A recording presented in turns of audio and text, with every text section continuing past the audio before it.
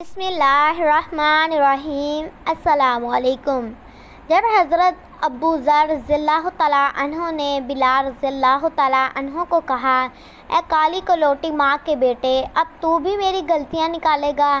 بلال رضی اللہ تعالیٰ عنہ یہ سن کر غصے اور افسوس سے بے قرار ہو کر یہ کہتے ہوئے اٹھے، خدا کی قسم میں اسے ضرور بالضرور اللہ کے رسول صلی اللہ علیہ وآلہ وسلم کے سامنے اٹھاؤں گا۔ یہ سن کر اللہ کے رسول کے چہرے کا رنگ بدل گیا اور آپ نے ارشاد فرمایا، ابو ذر، کیا تم نے اسے ماں کی یاد دلائی؟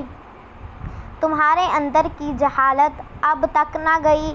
اتنا سننا تھا کہ ابو ذر یہ کہتے ہوئے رونے لگے، یا رسول اللہ صلی اللہ علیہ وآلہ وسلم، میرے لیے دعائے مغفرت کر دیجئے، اور پھر روتے ہوئے مسجد سے نکلے۔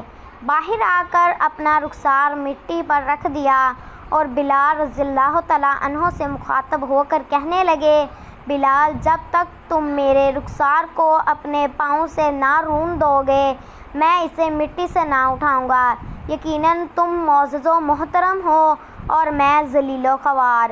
یہ دیکھ کر بلال روتے ہوئے آئے اور ابو ذر سے قریب ہو کر ان کے رخسار کو چوم لیا اور بے ساختہ گویا ہوئے، خدائے پاک کی قسم، میں اس رخسار کو کیسے روند سکتا ہوں جس نے ایک بار بھی خدا کو سجدہ کیا ہو۔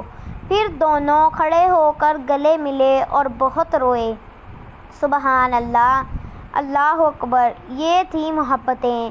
میرے تمام اسلامی بہن بھائیوں سے گزارش ہے کہ میرے چینل کو سبسکرائب کریں، ویڈیو کو لائک کریں۔ جزاک اللہ۔